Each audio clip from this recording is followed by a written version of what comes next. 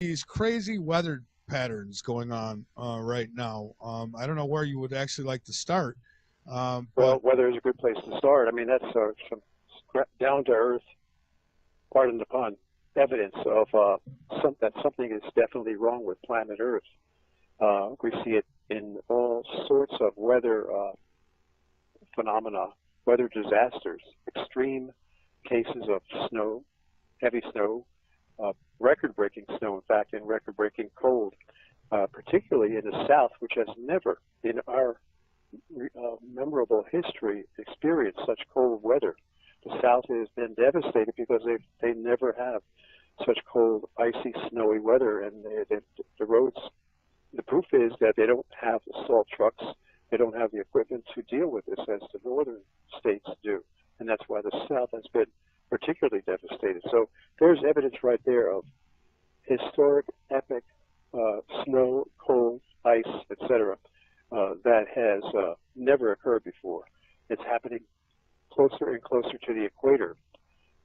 So Earth is in trouble. We look at floods. We've seen entire nations. I know it's easy to forget some of these disasters because they're not really highly publicized in the mass media. But if you look back, you'll recall that the entire nation of Pakistan was flooded out a few years ago. Virtually the entire nation was flooded out. And the entire nation of Australia, the continent, much of that was flooded out just a few years ago. We had floods all over the United States, and I know that people who live in those regions will never forget them. The epic floods in Texas, when Texas was basically floating away.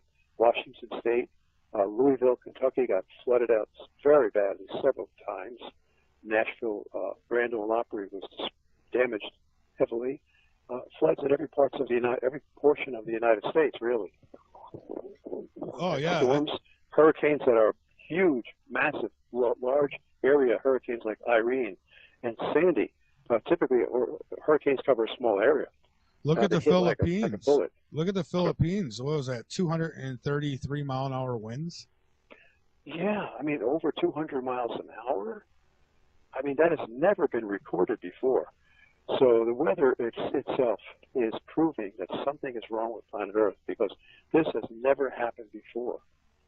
Yeah. We could go on and on. We could talk about, as you say, the winds, the drought, record droughts. I mean, I remember, and I followed the Weather Channel quite a bit. Homes were so dry that the ground was cracking and the foundations of the houses were being destroyed because the ground was getting so dry, cracking and separating. Yeah. Excuse me. Mm-hmm. And And here we've got we're about to get hit with an ice storm here in Columbia, South Carolina. So they're putting warnings out about power outages, and so preparing for that. right, and this is one reason. We're seeing the reality of it hit home. We're feeling the pain of it. People in the South are going to have to deal with power outages. People up in where I live in New Jersey may very well have power outages due to the ice buildup on the trees and on the power lines, and then the winds too. So when you have ice buildup and you have winds, that's when power lines come down. And it could be for a long period of time. In fact, the Weather Channel is warning that these power outages may last a long time. So when you feel the pain of it, it's not so easy to dismiss the threat or the reality that Earth is in trouble. It's quite easy to dismiss it when everything is going fine. But when you see the reality of the pain that's hitting us from all these weather disasters, then you begin to realize that, hey, it's time to wake up, time to get in motion, time to prepare. That's my whole purpose, is trying to get people to prepare. I mean, why would I want to scare people just for the sake of scaring them? People watch horror movies for that reason, to be scared because they enjoy it. But that's not my purpose. That's not our purpose. We want to warn people. We care about people. Care about people protecting their lives and saving their lives. And that's why now they're beginning to realize that, yes, they have to get backup generators. They have to get solar panels. They have to start buying food, canned food. I mean, I've been stocking up, fortunately, before Fukushima's nuclear disaster in Japan, I had stocked up on sardines and salmon.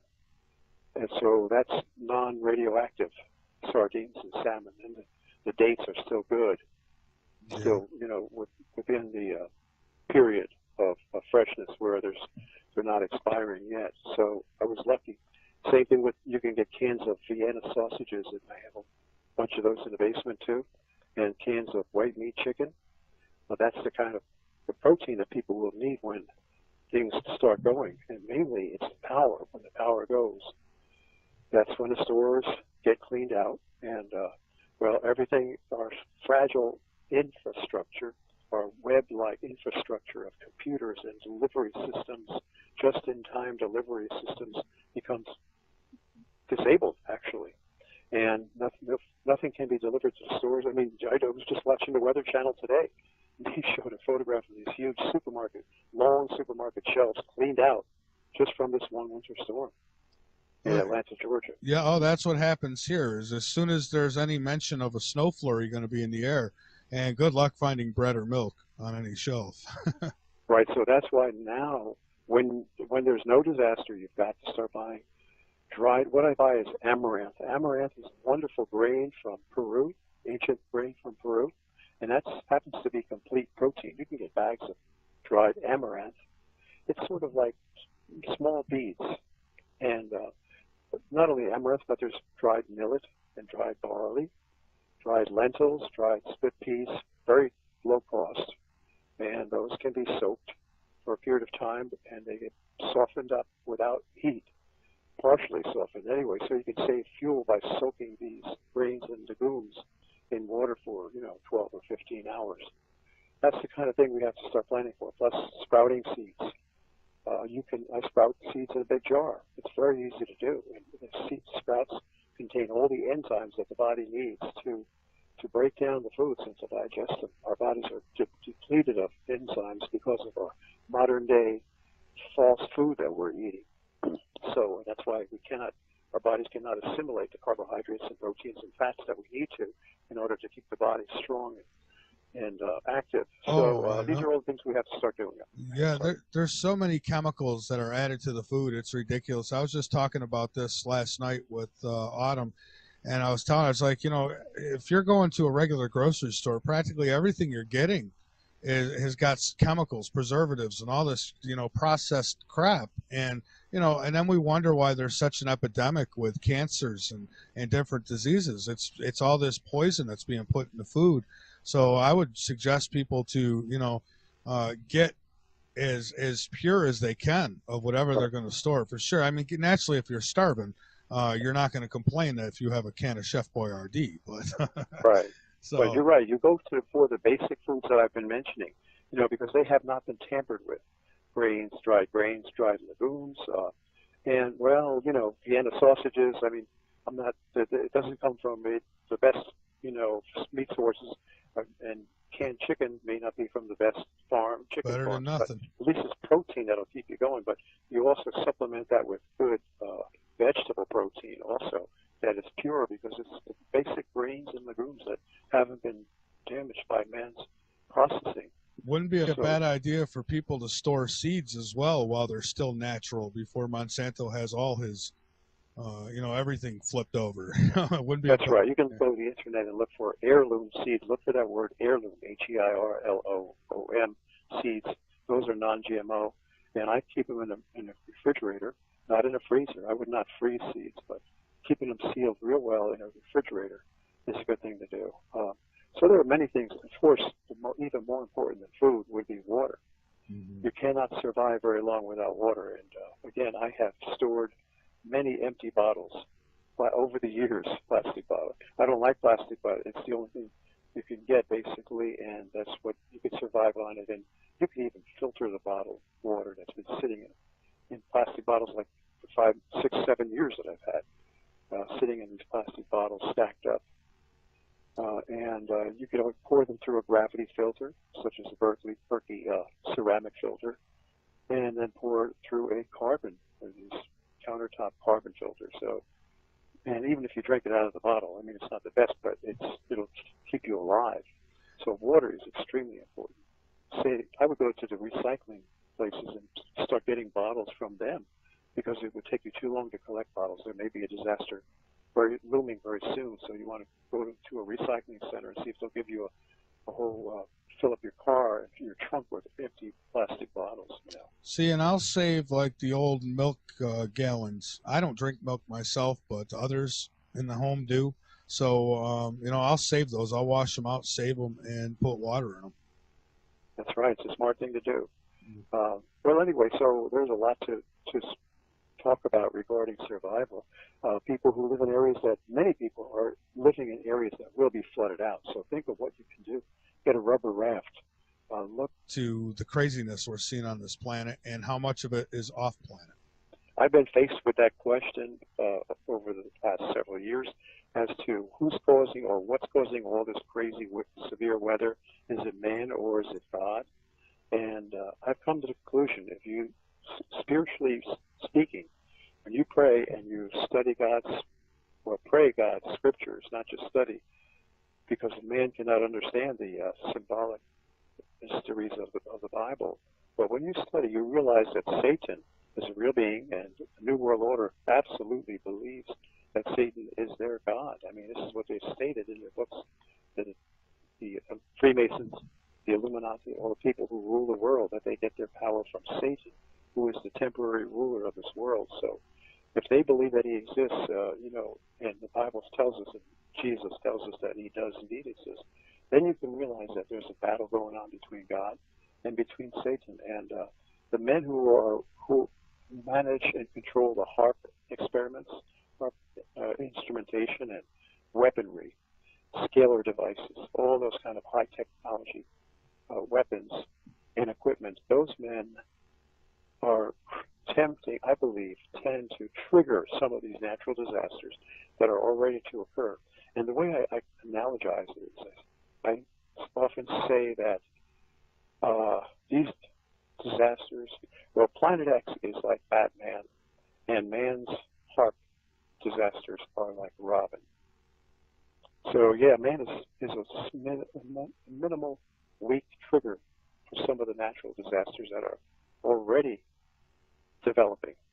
Satan wants to take Robin, that Satan wants to take the credit for what Batman is really doing. Yeah. What Planet X is doing to this Earth. And I just wanted to say that, and with some of the higher uppers, when you get up to that top level of control, I mean, these people literally believe that they're going to become God by controlling the people, the weather, everything. Yeah. Transhumanism, right? That there's a lot of talk about their transhumanist agenda, where they expect to live forever. And of course, this is part of the duel between God and Satan. God tells us that through his sacrifice that we can live forever. And Satan has given us a counterfeit promise that we can live forever through transhumanism. So it's all part of the dual battle between God and Satan. And it's the same thing with these natural disasters. Why would the New World Order want to take credit for all these disasters by giving us reason to believe that it was HARP that caused this earthquake or that earthquake? Because as long as we the people fear HARP and the government and the New World Order and the Illuminati, we will remain subservient to them and obedient. But once we realize that it's God bringing in Planet X, then people will fear God and turn their allegiance to God. Satan fears that. Satan hates that. So Satan wants to deceive us with the belief, and we know he is a great deceiver, and his men who rule the world from the pinnacle of the pyramid of power want to trick the world into believing that they have all the power to create these disasters. In fact, I just realized there's a parallel in the book of Exodus. The book of Exodus, from the Israelites represent the people who believed, who are true believers. And today, they were just a picture of the Israelites, were just a portrait or a representation of the people that God has empowered with faith today. And those people that he has empowered with faith today are spiritual Israel, and they're all over the world. There's some in Nigeria, some in the United States. They don't happen, some of them are Jewish, but many are of all different nationalities, races, and they're a minority, actually, in each race and each nation who believe, been chosen by God to believe in God. And that's what the Israelites of ancient Egypt represented, the future spiritual believers, which are us. Well, in those days, Pharaoh represented, in the book of Exodus, Pharaoh represented Satan, who dominated and enslaved the Israelites. Well, we are similarly, parallelly, being dominated and enslaved by Pharaoh, who is the New World Order, and will become the Antichrist soon. The Antichrist will emerge, and so you see the parallels there. Pharaoh's Egypt had them enslaved, working to build a great empire, the Egyptian empire, and the same thing is happening here. They keep us so busy that we cannot worship God, be devoted to God. In the book of Exodus, God spoke to Moses and told him, tell Pharaoh that I will hammer him with one disaster after another until he lets my people go into the wilderness so that they can worship me and not him. This was God's purpose, and God is doing the same thing right now. So Yeah. the book of Revelation is the ancient book of Exodus deja vu, all over again. And what I see like when it comes to these control freaks who are at the buttons and switches for us here, I see a bunch of guys who are really men and women, I should say, who are role playing. It's like they want to be that all powerful Antichrist, and it's like they're taking every step necessary to be that. And I'll say this, whether people believe that there's a Satan or not, or a devil or whatever you want to call him. One thing for myself I can't deny is that there has been real cases of demonic possession. And so there is an evil on the other side that is willing to take over your body, is willing to just really put people through hell, to say it lightly. I mean, I know of a couple of cases that were absolutely real. The woman wasn't nuts. She wasn't losing her mind. She wasn't on any crazy drugs. There was demonic activity in her home, and she had become possessed. And so you got to wonder, if you don't believe in a devil, you got to believe in that evil, because these things come from somewhere. Well, just look at the evil that these men are perpetrating. The men in power, it's far greater and far more sophisticated than you would think that any human being could have. And the plan that they have is the plan for world enslavement is so multifaceted, every front: education, the monetary system, the political system, the television, the brainwashing, mind control. All of this is such a highly complex system that you could say, well, yeah, these men were brilliant. But these men, again, they openly tell you that they worship Satan as their God. This is their declaration in their landmark book, Morals and Dogma, by Albert Pike. And Albert Pike was the grand sovereign commander of the ancient and accepted Scottish rite of Freemasonry back in the 19th century. And they all follow that. And Skull and Bones Society, secret society, is an American branch of Freemasonry. So Skull and Bones is basically subservient to all of the principles and teachings of Albert Pike in his book, Morals and Dogma. In that book, they state, we worship Satan as God. They call him Lucifer, but that's a nice name for Satan, which means the adversary in Hebrew. Yeah. Well, we know they exist, and if there's a Satan, then there's a God too. We could go on and on with the theology, but that's all related to Planet X. I'm quite sure. For example, the comets that cause we could get into the physics of what a comet does and how it caused these natural disasters on Earth that's recorded in the book of Exodus. And we could see that the comets were actually stated in the Bible as being angels of God. That's kind of hard to understand. But there's a supernatural transformation there where an angel actually becomes a comet or Planet X. And the physical effects are an electrical discharge. The comets are engulfed in plasma. This plasma is nothing more than hydrogen ions, positive, electrically positive charged hydrogen ions, which encircle the entire vast outer sphere of our solar system. And when these comets come in from deep space, they become saturated with this plasma as they enter into that big plasma bubble. And it's a electrically sticky bubble, just like a bee. Imagine a bee flying into a huge bubblegum bubble. Yeah. The bee is going to pick up all that, be engulfed with bubblegum and pull a long bubblegum tail behind it. And as the bee flies deeper and deeper toward the center of that huge bubble, what's happening is that the bubblegum trail that it's pulling becomes more and more stretched until it snaps. breaks free from the bubble. And when it snaps, it what does it form? A ripple, right? Take a long rubber band and pull it real tight, and stretch it way out and release it. Or if it breaks, it will sort of ripple very, very, rapidly in a fraction of a second. Well, that's an analogy that pretty closely defines what happens to these electrified plasma saturated comets as they pass into our solar system. And they've been observed as these ripply, dragon-like, roller coaster-like red objects in the sky. Some of the accounts given by ancient historians, as I recall, are something like it looked like a red fiery coil, a coil in the sky with a tail that was, spiraling like a coil. And the Chinese cultures from ancient Chinese cultures recorded it as a serpent in the sky.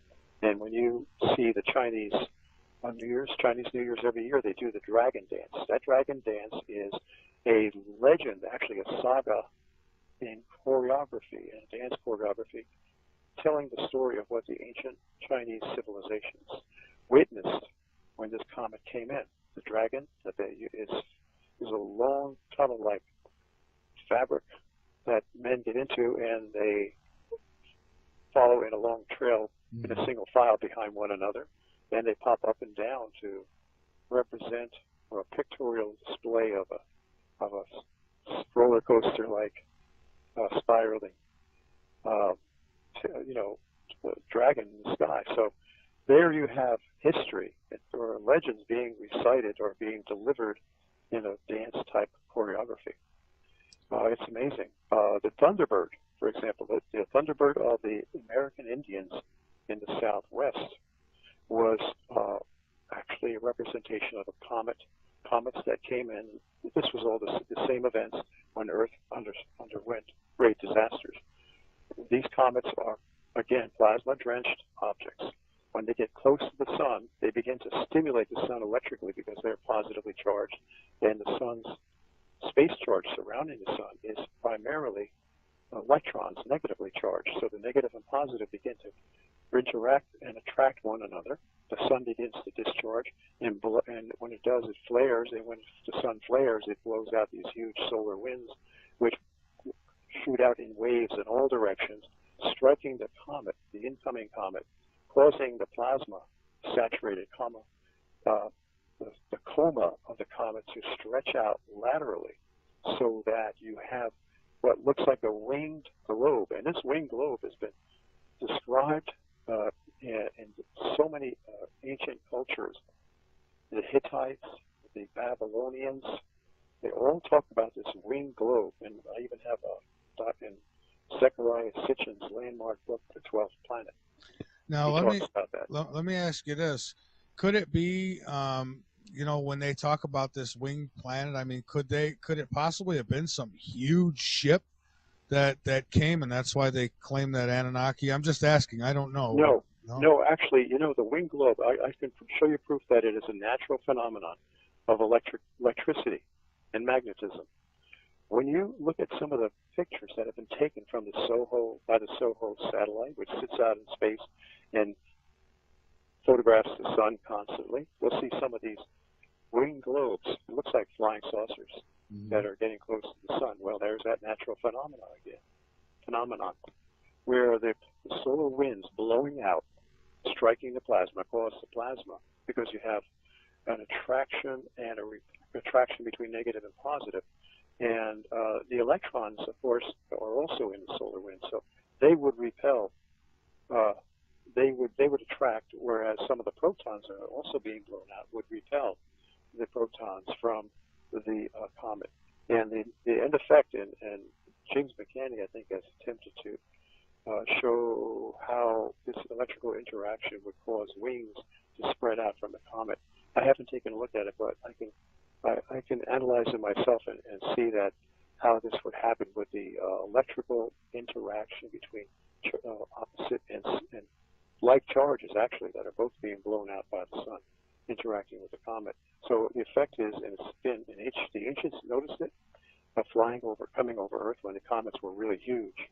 And we're seeing it now with these comets that are crashing or grazing the sun or going close to the sun or crashing into the sun. We're seeing the winged globe effect. But this winged globe was huge in ancient times because it scared those people, civilizations of the world were terrified. And great natural disasters were occurring when these comets, huge comets, came by. We today have never experienced such a flyby of massive comets. If we did, we would have had earthquakes all over the world at the same time, and we would have had electrical discharge. But the ancients did experience the peak of the catastrophe, of the celestial catastrophe, and that's why they worshipped. They literally worshipped this in fear, thinking that it was a god. And of course, God is bringing it in to make people fear. They have the Zechariah Sitchin, I could read from his book, but I'll just paraphrase from his book, The 12th Planet, where he says the ancient civilizations worshipped that symbol. They had that symbol all over their buildings. It was a winged globe, and it was a symbol on cylinder seals, inside temples, everywhere. The archaeologists have been doing digs. They found this winged globe, a great symbol of honor, fear, terror, and worship. And that's why we also take a look at. This is amazing how this symbol has carried over from ancient times even into today. But it's esoteric, it's mysterious, it's not really described. But look at the United States Air Force insignia symbol. That's a winged globe. Look at the Chrysler Corporation, Chrysler logo. That's a winged globe. Look at the Toyota logo on a car when you happen to see a Toyota in front of you. That's a winged globe. That's true. You see it in many cases. Well, anyway, that's what we're going to have to look forward to. What we're seeing now in the SOHO satellite, these little winged globes that people think are flying saucers or little spaceships, are really nothing more. It's a natural phenomenon of electricity and magnetism. And that's what happened in the past. That's why they saw the Thunderbird. Zechariah Sitchin has numerous drawings.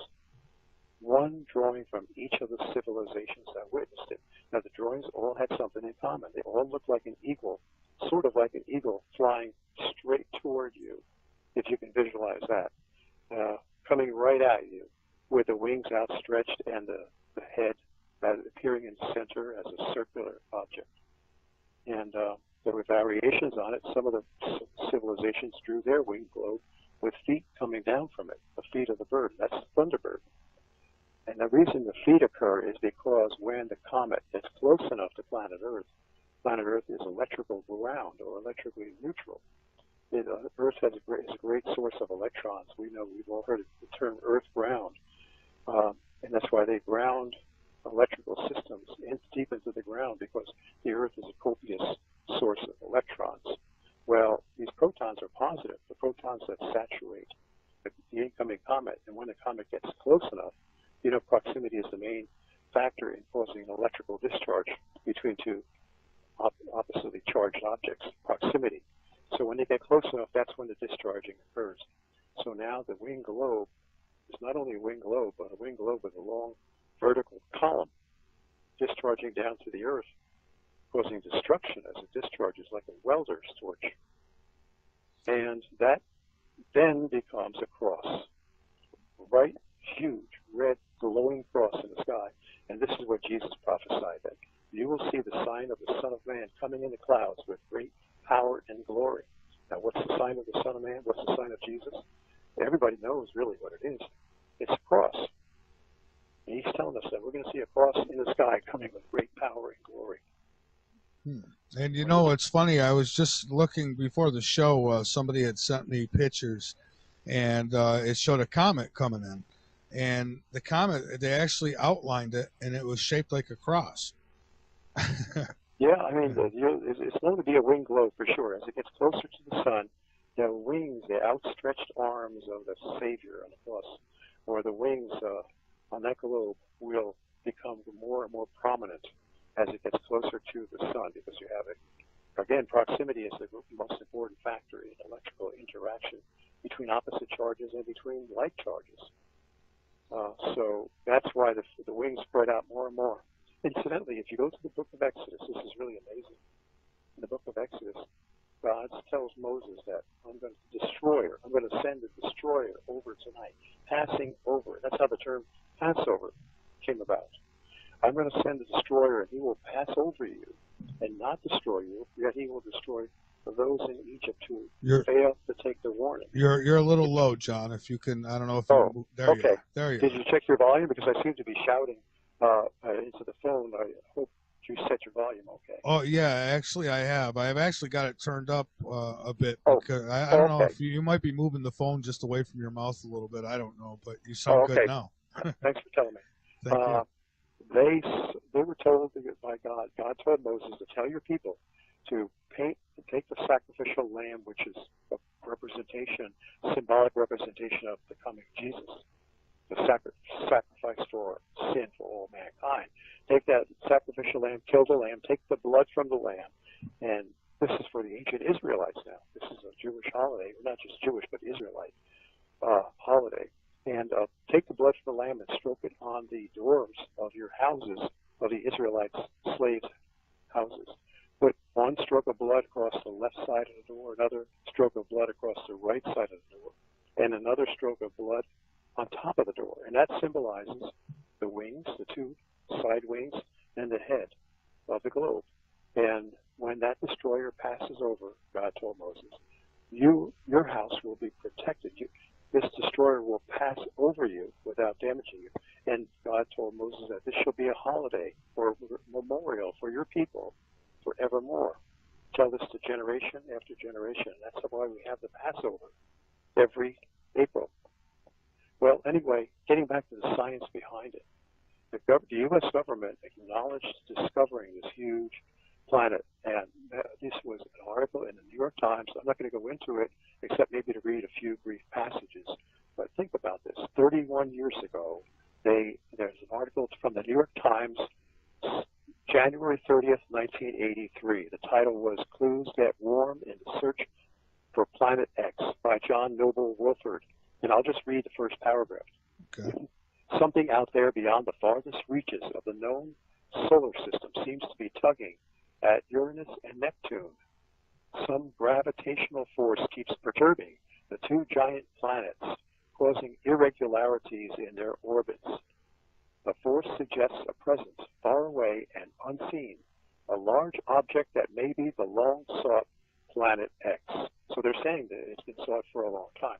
And I'll abbreviate the article by saying that the reason it was sought for a long time was that ever since the early 1800s, even the astronomers then, like 200 years ago, noticed that the outer planets Uranus and Neptune had perturbations in their orbital travel. That is, a little jog or dip or excursion out of their normal orbit that was irregular. There was no reason why that would happen in terms of the physics of motion, except that some gravitational body was out there, and in that particular place beyond their orbit, whenever that planet went around, made a huge circle around the sun in its revolution, it would be pulled out of its orbit by the rather close proximity of this huge body. And then it would return, after it passed by this huge body, it would return back to its normal orbital path. So the orbit then would be perturbed or stretched out a little bit at one particular point in irregularity in its circular motion. Okay, am I speaking loud enough? I hope so. Oh, yeah. Yeah, you're doing okay. fine. And this is how they knew, going back 200 years, the 1830s, they noticed this. So that's why the article says this has been long sought Planet X. They didn't see it, but they saw its gravitational effects, and they figured this thing must be huge, must be so great, because, the larger a body, the stronger its gravitational pull. And this object must have been way, way out there, but yet, even though it was a great distance out, like a magnet, like a powerful magnet, you can move it far away from a ball bearing. But if the magnet is strong enough, it'll cause that ball bearing to roll toward the magnet. So if the stronger the magnet, or the larger the gravitational body, the greater its ability to attract another object at a great distance away. So that's what they knew. They knew this thing was huge, and they even began to look for it in the early 1900s, 1910, a famous astronomer named Percival Lowell constructed the Lowell Observatory in Arizona, and just to look, dedicated solely to look for Planet X. And that's how the name Planet X came about. It was given to it by the famous astronomer Percival Lowell in the early 1900s. And then the government, NASA, began looking for it. They had a secret document titled The Search for Planet X. This was in the late 70s. And is there a way, not to interrupt, but I'm curious, is there a way to get one's hands on that document still today? I think that's on the internet. I know James McCanney mentioned that NASA has an internal document. Of course, it's supposed to be secret, but somehow it got on the internet. And I have James McCanney on tape for going back 12 years or so, where he mentioned on a radio show that, yeah, the government NASA has an internal document titled The Search for Planet X. And so they know it exists. Don't let them tell you that it doesn't, because they're lying. They've been searching for it themselves secretly. They sent up and this is well known too, I bet the New York Times article, where they sent up the Pioneer 10 and 11 space probes. I've had the article right in front of me, but for the sake of saving time, I mean, these are actual photocopies of the New York Times articles that I'm reading to you. So if anybody wants to see the proof that I'm paraphrasing, it's right. I can send you clear pictures of the actual New York Times article, 1982, 1983. The 1982 New York Times stated that they sent up the Pioneer 10 and 11 space probe. The Pioneer 10 is really the one that they were looking at. And that was designed to go close to where they had calculated this object Planet X was located, close to it, hoping that when it got close enough that this Pioneer 10 space probe would be gravitationally pulled off of its trajectory as it passed the point where they calculated this Planet X was located. If it was pulled off its trajectory, that would prove that this huge gravitational body was there pulling the Pioneer 10 space probe off its trajectory. And sure enough, it did. I cannot find, or I haven't really searched out the proof that it actually was pulled off of its trajectory, but all the researchers tell us that it was, and they were satisfied with it. And in fact, I think now that I realize there is proof in the fact that NASA sent up more space telescopes to further verify what the Pioneer 10 had already verified, that indeed its trajectory had been pulled slightly, deviated slightly by the gravitational pull of Planet X. And the following year, after 1982, 79 was the year. 1979 was the year they sent up the Pioneer 10 space probe.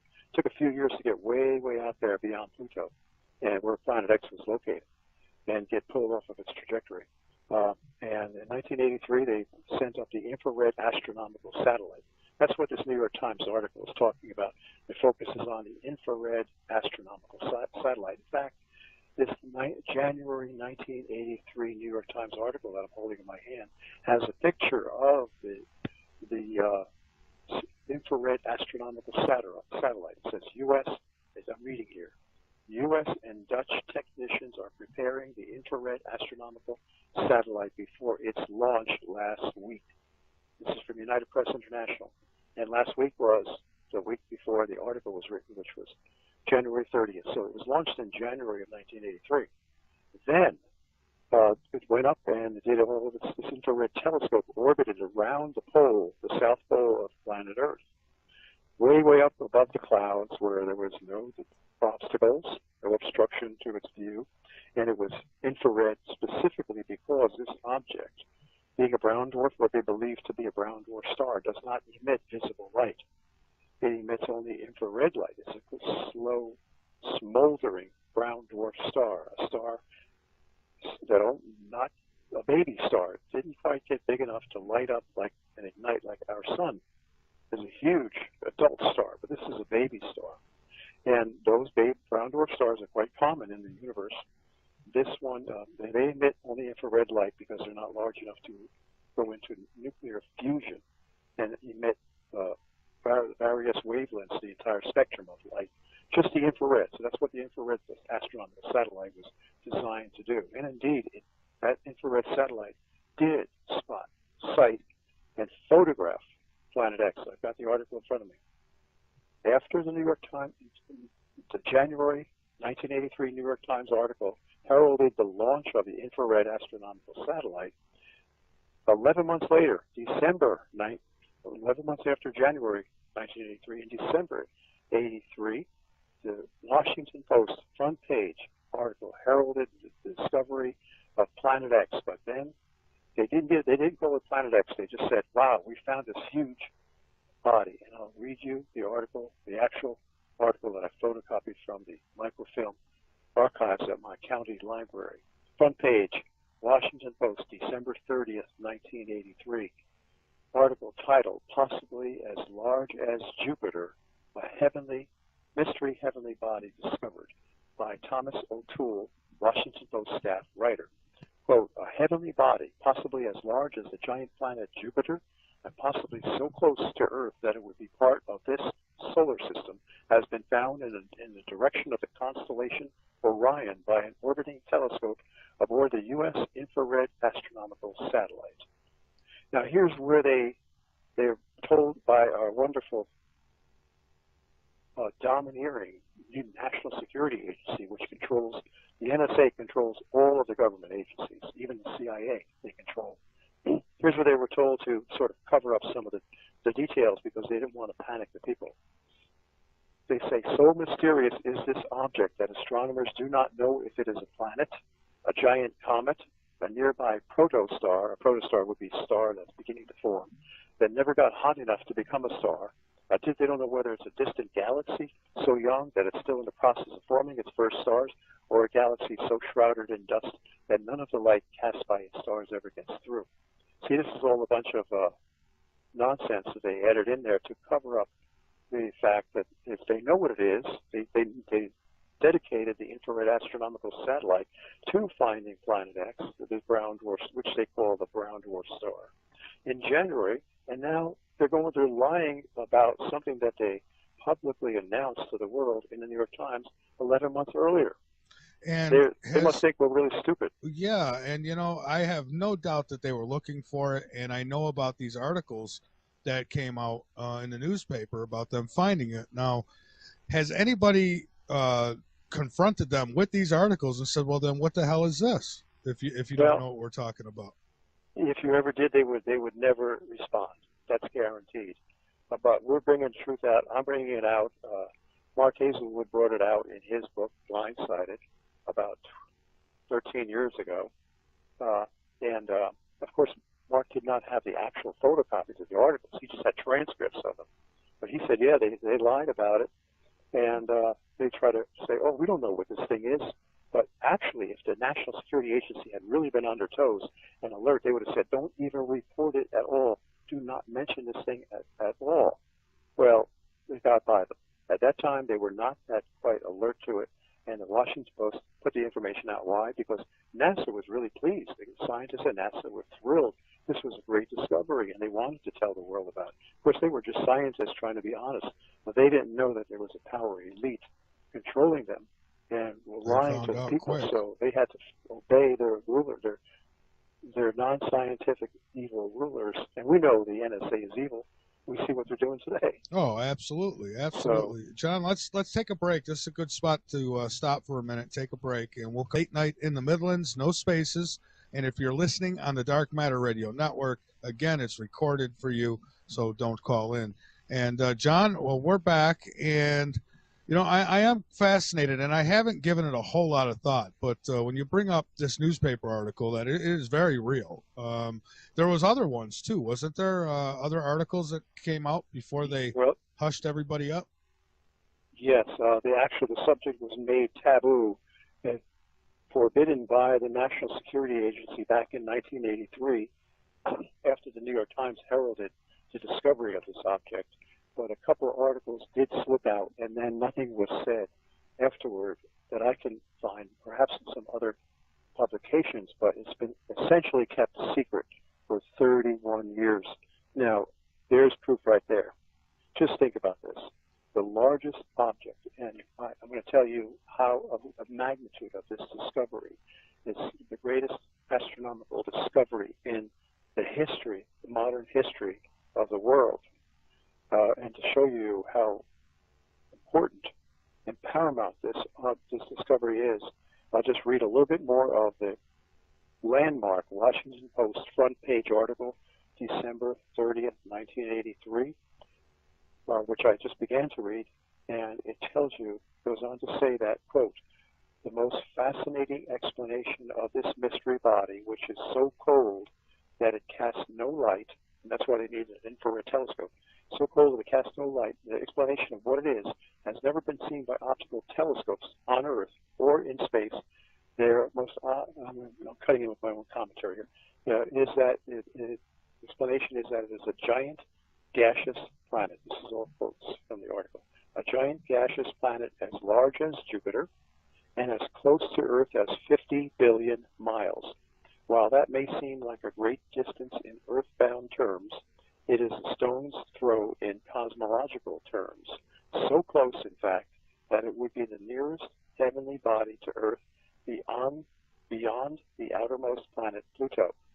If it is really that close, it would be a part of our solar system, said Dr. James Houck, H-O-U-C-K, of Cornell University Center for Radiophysics. So they're saying this object is so close that it's actually considered to be a part of our solar system. Now here you have an object. We know that Jupiter is the giant of our solar system by a large degree. And yet this object is a brown dwarf star, which is defined as being, brown dwarf stars are larger than Jupiter. Yeah, so this object would have to be, it's so close it would have to be a member of our solar system. That's how important, astronomically important, this object is. And why so cold? Now, what is the mass? What is the magnitude of the gravitational pull of our sun? It's tremendous. It's hard to even visualize how great the gravitational pull of our sun is. But I'll tell you what the mass is estimated as. Nearly 1/3 of a million Earths. That's the mass of our sun. Not that our sun is as dense as our Earth, but it is so large that its total mass throughout its entire huge volume, its total mass is equal to the mass of 1/3 of a million Earths. So you can imagine with a mass that great as our sun has, the sun would be a tremendous gravitational magnet, so to speak, pulling objects around it. And the reason it doesn't pull Mercury into it, Mercury doesn't crash into the sun, the reason that Venus doesn't crash into the sun, and the reason Earth and all the other planets do not crash into the sun, is that there's a counterbalancing force, a centrifugal, the word fugal being derived from the word fugitive or fleeing from the center force, centrifugal force, which we experience that centrifugal force when we make a left turn in our cars. We tend to slide to the right, or when we make a right turn, we tend to slide to the left. Well, that's the centrifugal force that counteracts the centripetal or center-seeking force, center-pulling force that the sun exerts on the planet. So when those two forces, the centripetal force on the orbiting planet is counterbalanced by the centrifugal force of that orbiting planet, then the planet remains in at a fixed distance orbiting the sun. Otherwise, it will get pulled in. But take an object that happens to be passing by or being pulled in by the sun. It's not on a circular orbit. It's on maybe an elliptical orbit, which is pretty much approximates a straight line in some sections because it's such a long stretched elliptical orbit. Now it cannot revolve around the sun. Therefore, it must come zooming in toward the sun, and that's where the great danger is. It's like you have these, if you were to have runners on a track, Olympic runners, and you had a series of concentric tracks, one track within another, where all the runners are on their own track and they are safely passing one another without colliding into one another, because each one has a separate orbital track, just like our planets have their separate orbital paths. However, imagine an intruder, a bystander, who would come running through the tracks, racing toward the center of those tracks. He could be a great danger to the other runners, colliding with them, knocking them over. Well, in this case, the planets are so far apart that it's unlikely that there will be a collision. However, as this object passes by, even though it doesn't hit Earth, its gravitational and magnetic forces are so strong that those gravitational magnetic forces pull and massage the crustal skin of planet Earth on which we live, and pull and massage the underlying flesh, so to speak, of planet Earth, which is the magma mantle beneath the Earth. And that's why the Earth becomes deformed and mountains have been formed. We can see the evidence quite clearly in mountain building that has occurred throughout the ages as a result of this passing object coming in. And I'm a little curious here. Like you had mentioned that Jupiter is really close to being a brown dwarf star. So if that's the case, I mean, what determines what a moon is and what's not? Because now Jupiter has how many moons orbiting around of it? I mean, could any of those actually be planets? Yes, that's possible. I mean, it is. I'm not much. I haven't studied that so quite deeply enough. And even the scientists, astronomers, astrophysicists don't know if there's some form of life on Jupiter's moons, Ganymede, Io, Callisto, and Titan, is it, or Tycho? One of those moons could have life on it because they could be solid objects like Earth. They could be gaining heat energy and some form of minimal light energy from Jupiter, which would be their sun. And it's possible. I don't know for sure, but it's an interesting consideration. Anytime you have a brown dwarf star, or better yet, an adult star with planets orbiting around it, there's a possibility of life on those planets. Yeah, I mean, because they lie to us about so much, and that's why when people say, oh, no, there's definitely not life here or there, I say, well, if we're going to agree that we've been lied to, we have to also agree that we could have been lied to about everything. So who's to say that there's not planets orbiting Jupiter or something like that? And I mean, how would we know? We're not up there. Right. Well, there are planets orbiting Jupiter, and I think they're pretty curious to know if there's life. They look for water. That's the main indication of life.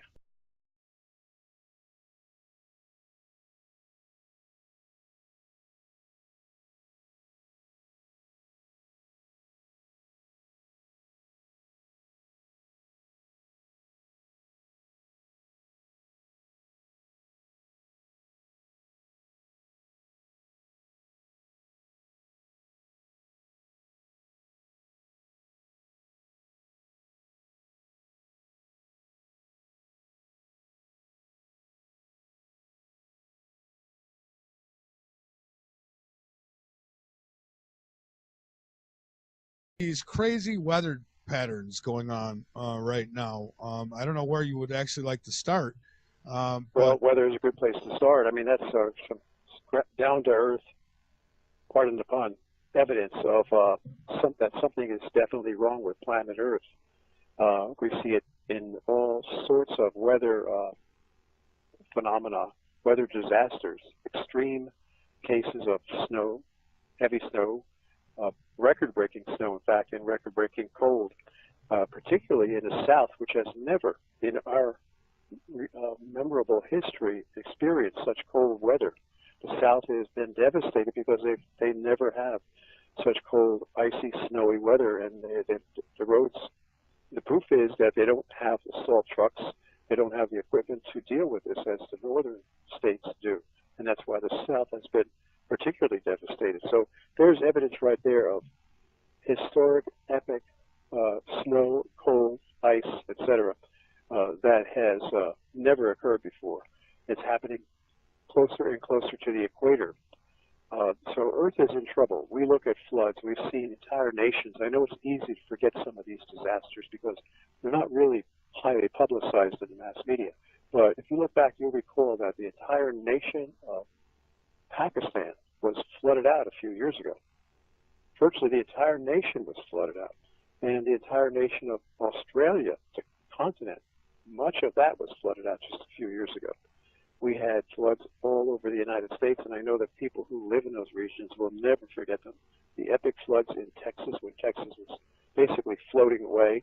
Washington State, Louisville, Kentucky got flooded out very badly several times. Nashville, Grand Ole Opry was damaged heavily. Floods in every portion of the United States, really. Oh yeah. Storms, hurricanes that are huge, massive, large area area, hurricanes like Irene and Sandy, typically hurricanes cover a small area. Look at They the hit like a Philippines. bullet. Look at the Philippines. What was that? 233-mile-an-hour winds. Yeah, I mean, over 200 miles an hour. I mean, that has never been recorded before. So the weather itself is proving that something is wrong with planet Earth, because this has never happened before. We could go on and on. We could talk about, as you say, the winds, the drought, record droughts. I mean, I remember, and I followed the Weather Channel quite a bit, homes were so dry that the ground was cracking and the foundations of the houses were being destroyed because the ground was getting so dry, cracking and separating. Yeah. Excuse me. Mm-hmm. And here we've got we're about to get hit with an ice storm here in Columbia, South Carolina. So they're putting warnings out about power outages, and so preparing for that. Right, and this is one reason we're seeing the reality of it hit home. We're feeling the pain of it. People in the South are going to have to deal with power outages. People up in where I live in New Jersey may very well have power outages due to the ice buildup on the trees and on the power lines, and then the winds too. So when you have ice buildup and you have winds, that's when power lines come down, and it could be for a long period of time. In fact, the Weather Channel is warning that these power outages may last a long time. So when you feel the pain of it, it's not so easy to dismiss the threat or the reality that Earth is in trouble. It's quite easy to dismiss it when everything is going fine. But when you see the reality of the pain that's hitting us from all these weather disasters, then you begin to realize that, hey, it's time to wake up, time to get in motion, and time to prepare. That's my whole purpose, is trying to get people to prepare. I mean, why would I want to scare people just for the sake of scaring them? People watch horror movies for that reason, to be scared because they enjoy it. But that's not my purpose. That's not our purpose. We want to warn people. We care about people.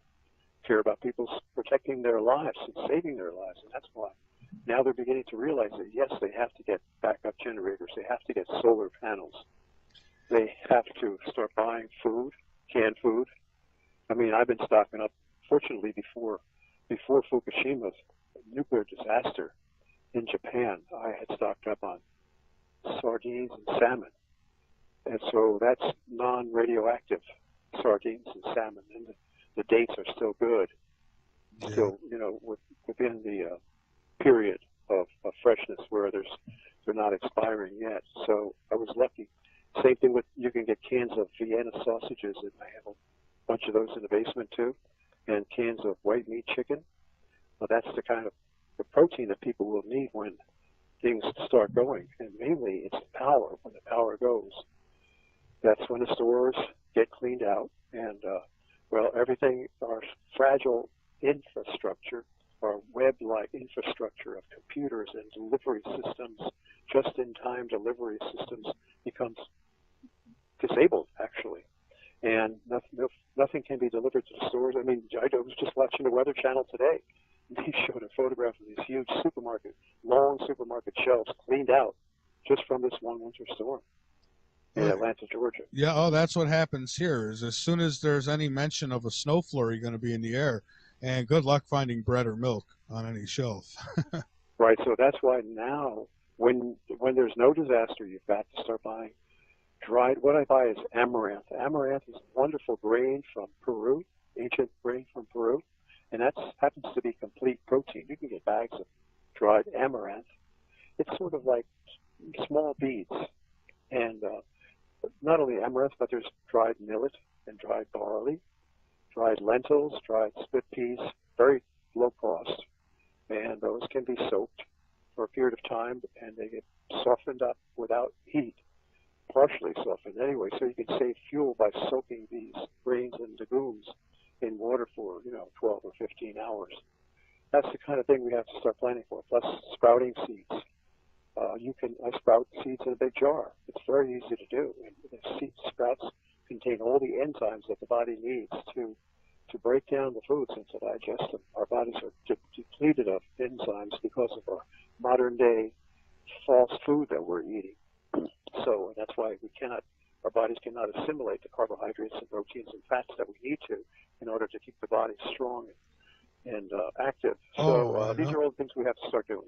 Yeah, Sorry. there's so many chemicals that are added to the food. It's ridiculous. I was just talking about this last night with Autumn, and I was telling her, I was like, if you're going to a regular grocery store, practically everything you're getting has got chemicals, preservatives, and all this, processed crap. And then we wonder why there's such an epidemic with cancers and different diseases.